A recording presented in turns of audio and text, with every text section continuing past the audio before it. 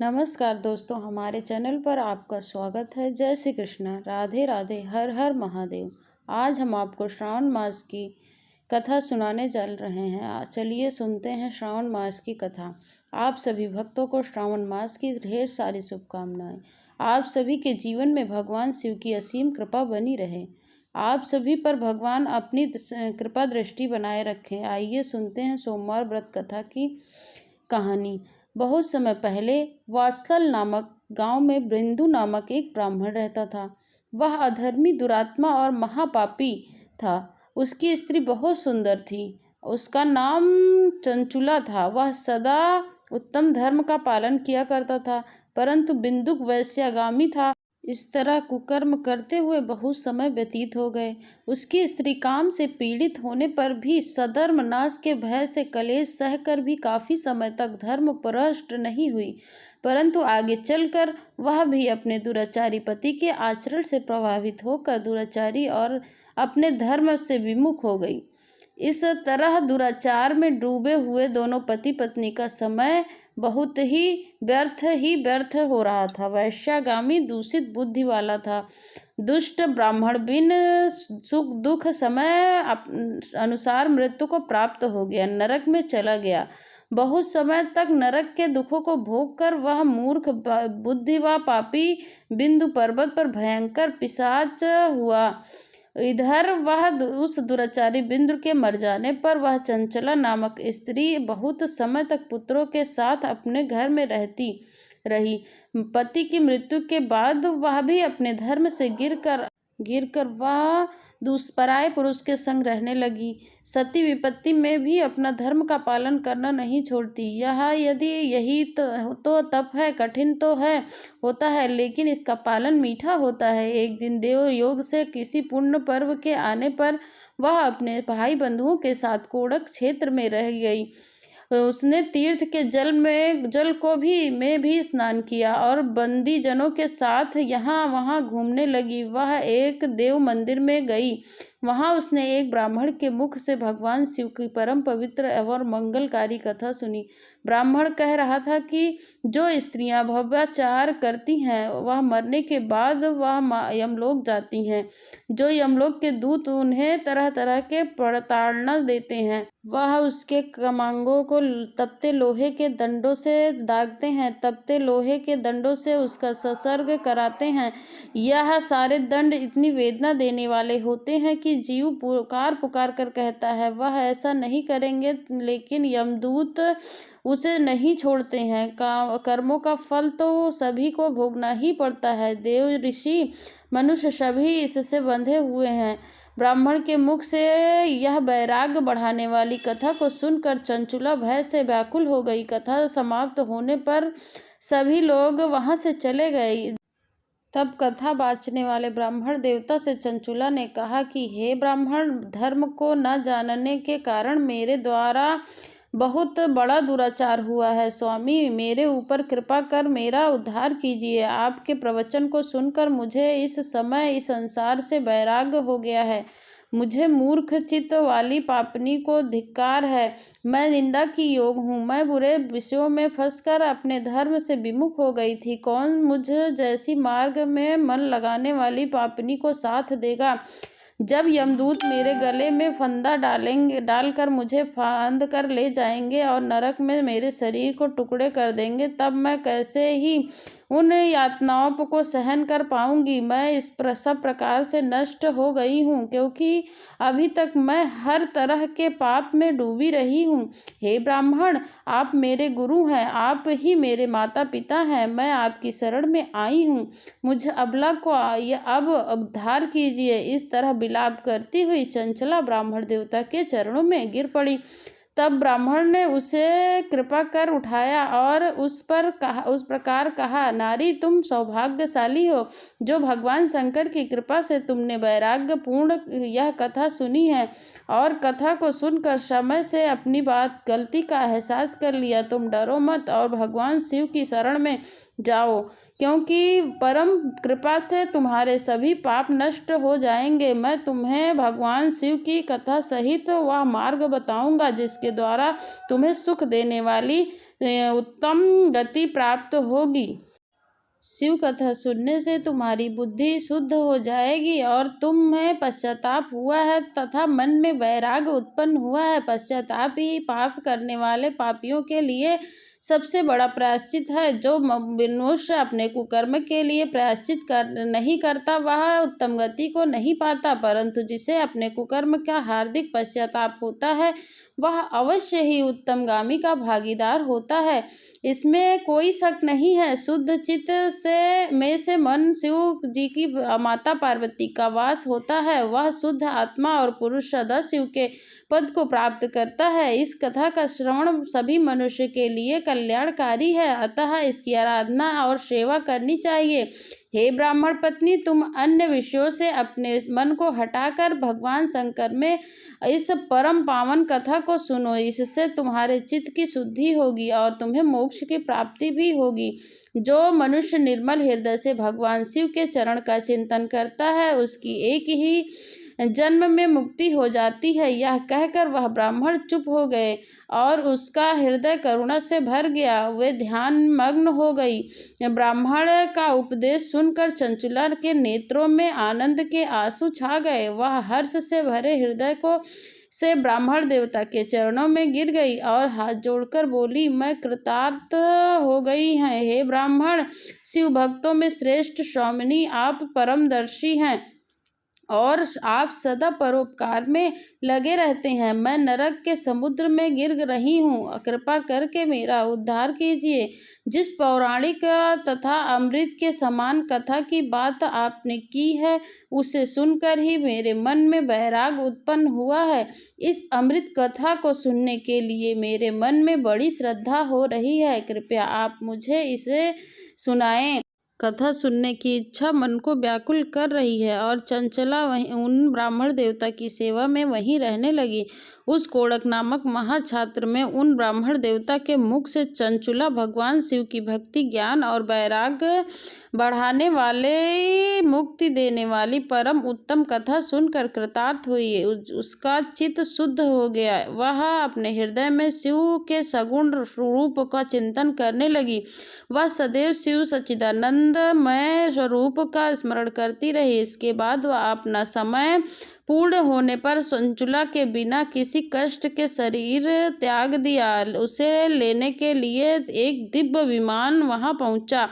यह विमान शोभा साधनों से सजा हुआ था, शिवगणों से सुशोभित था। चंचला विमान में शिवपुरी पहुंची। उसके सारे पाप धुल गए। यह दिव्य रूपी धरणी दिव्यांगना हो गई।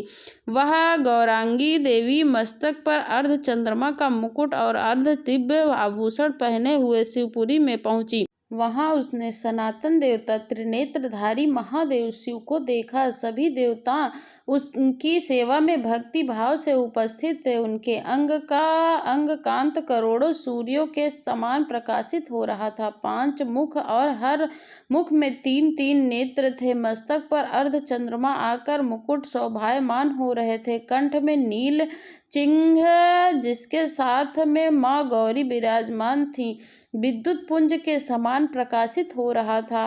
महादेव जी के कान कपूर के समान गौर हैं। उनके शरीर में श्वेत वस्त्र थे और शरीर श्वेत भस्म से युक्त था। इस प्रकार भगवान शिव की परम उज्ज्वल स्वरूप के दर्शन चंचुला से प्रसन्न हो गई। चंचुला उसने भगवान को बारंबार प्रणाम किया और हाथ जोड़कर प्रेम, आनंद और संतोष से युक्त विनीत भाव से खड़ी हो गई। उसके नेत्रों से आनंद के अश्रुओं की धारा बहने लगी।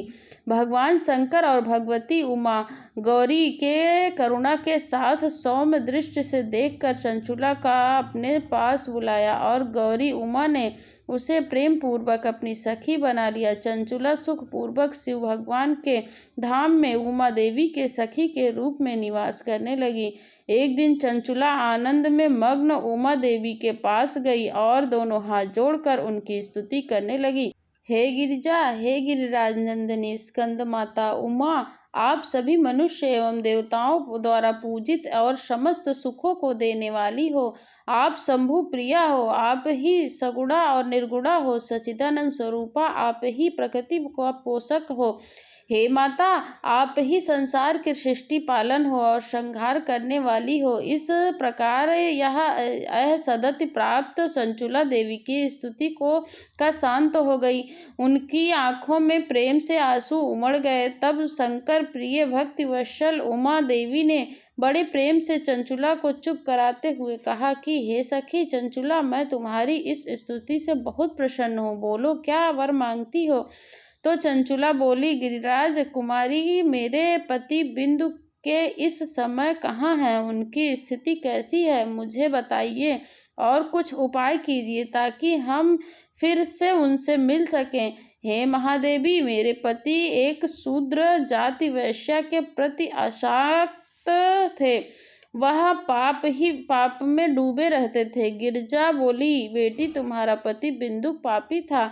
उसका अंत बड़ा भयानक हुआ। वैश्या का उपभोग करने व कारण उसका मूर्ख नरक में अनेकों वर्षों तक अनेक प्रकार से दुख भोग रहा है। अवशेष पाप को भोगने के लिए बिंदु पर्वत पर पिशाच की योनि में रह रहा है और वह दुष्टम वायु पीकर वहां रहता है, सब प्रकार के कष्ट को सहता है। और गौरी देवी की यह बात सुनकर चंचुला अत्यंत दुखी हो गई। फिर मन को किसी तरह स्थिर करती हुई दुखी हृदय से बोली, माँ गौरी से उसने एक बार फिर पूछा, महादेवी, मुझ पर कृपा कीजिए और मेरे पापी पति का उद्धार कर दीजिए। कृपया करके मुझे यह उपाय बताइए जिससे मेरे पति का उत्तम गति को प्राप्त हो सके। गौरी जी ने कहा कि यह तुम्हारा पति भगवान शिव के पूर्णमय उत्तम कथा सुन ले तो इसकी दुर्गति को पार कर देगा, उत्तम गति को भागी हो जाएगा, अमृत के समान मधुर। गौरी देवी की यह बात वचन सुनकर चंचुला ने दोनों हाथ जोड़कर मस्तक झुकाकर उन्हें बारंबार प्रणाम किया और प्रार्थना की, मेरे पति को भगवान शिव की कथा सुनाने की व्यवस्था कीजिए। ब्राह्मण पत्नी चंचला के बार बार प्रार्थना करने पर शिव प्रिया गौरी देवी ने भगवान शिव की महिमा का गान करने वाले गंधर्व राजा को बुलाकर कहा, तुम्हारी भगवान के प्रति प्रीत और तुम्हें मन में यह सभी बातें जानकर मेरे कार्य को सिद्ध करती हैं। तो मेरी इस सखी के साथ पर्वत पर जाओ और महाघोर और भयंकर पिशाच रहता है। पूर्व जन्म में वह विशाख बिंदुक नामक ब्राह्मण मेरी सखी चंचुला का पति था। वह वैश्यागामी हो गया था। वह स्नान संध्या आदि नित्य कर्म छोड़कर अपवित्र रहने लगा था। क्रोध के कारण उसकी बुद्धि भ्रष्ट हो गई थी। दुर्जनों से उसका मित्रता हो गई थी। सज्जनों से द्वेष बढ़ गया था और अस्त्र शस्त्र हिंसा करता लोगों की सताता था और उसके घरों में आग लगा देता था। चंडालों से दोस्ती करता था और वह रोज वैश्या के साथ जाता। पत्नी को त्याग कर दुष्टों लोगों से दोस्ती कर उन्हीं के संपर्क में रहता। वह मृत्यु लोक दुराचार में फंस गया है। मृत्यु के बाद उसे पापियों के साथ भोग यमपुरी में ले गए और घोर नरक में सहकर वह इस समय विधि बिंदु पर्वत पर पिशाच बनकर रह रहा है और अपने पापों का फल भोग रहा है। तुम उसके सामने परम पूर्ण व पापों का नाश करने वाली भगवान शिव की दिव्य कथा का प्रवचन कहो और इस कथा को सुनने से उसका हृदय सभी पापों से मुक्त होकर शुद्ध हो जाएगा और प्रेत योनि से मुक्त हो जाएगा। दुर्गति मुक्त होने पर उस विंदुक नामक पिशाच को तुम विमान पर बिठाकर भगवान शिव के पास ले आना। माँ उमा का आदेश पाकर गंधर्व राज प्रसन्नता पूर्वक अपने भाव और अपने भाग को सहराते हुए चंचला को साथ लेकर विमान से पिशाच के निवास स्थान पर पहुंच गया। वहां पहुंचकर उसने विशाल आकृति वाले पिशाच को देखा।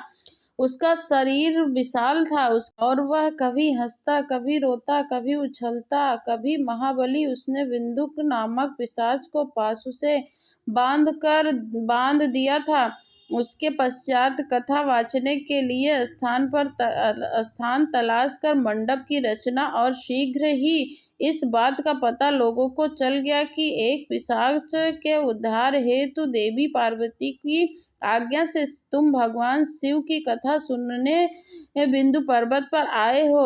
तो इस कथा को सुनने के लिए लोभ में बहुत से देव ऋषि वहां पर पहुंचे। सभी को आदर पूर्वक स्थान दिया गया। पिशाच बिंदु को पासों से बांधकर इस आसन पर बिठाया गया, और तब उसने परम उत्तम भगवान शिव की अमृत कथा का गान शुरू कर दिया, जिससे सभी श्रोता कृतार्थ हो गए। परम पुण्यमय कथा को सुनकर पिशाच सभी पापों से मुक्त हो गया, और उसने पिशाच शरीर का त्याग कर दिया। शीघ्र ही उसका दिव्य रूप दिव्य हो गया, उसका शरीर गौर वर्ण का हो गया, शरीर में श्वेत वस्त्र और पुरुष की आभूषण आ गए। इस प्रकार दिव्य देह वाली धारी बिंदुक अपनी पत्नी चंचुला के साथ स्वयं श्री भगवान का गुणगान करने लगा। उसे दिव्य रूप में देखकर सभी को बहुत ही आश्चर्य हुआ। उसके मन में परम आनंद से परिपूर्ण हो गया था। सभी भगवान महेश्वर के अद्भुत चरित्र को सुनकर कृतार्थ हो गए। उनका यशोगान करने लगे, अपने अपने धाम को चले गए। बिंदु और उसकी पत्नी चंचुला के साथ विमान में बैठकर शिवपुरी की ओर चल दिया। महेश्वर के गुणगान करता हुआ बिंदुक अपनी पत्नी चंचुला और तुमका सागर शीघ्र ही शिवधाम पहुंचा, और भगवान शिव देवी पार्वती ने उसे अपना पार्षद बना लिया। दोनों पति पत्नी सुख पूर्वक भगवान महेश्वर और देवी गौरी के चरणों में अविचल निवास पाकर धन्य हो गए। बोलिए उमापति महादेव की जय। ओम नमः शिवाय। हर हर महादेव की जय।